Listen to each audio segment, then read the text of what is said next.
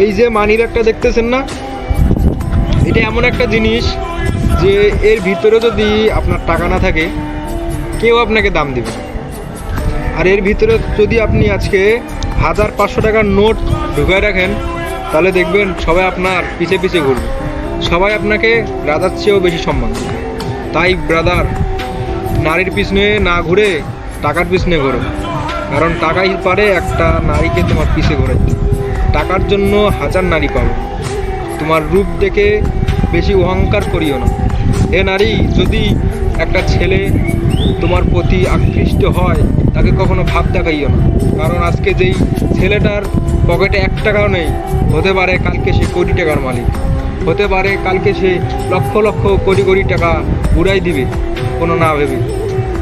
তাই ব্রাদার, তোমাদেরকে বলতেছি, নারীর পিছনে নয় টাকার পিছনে ঘোরো।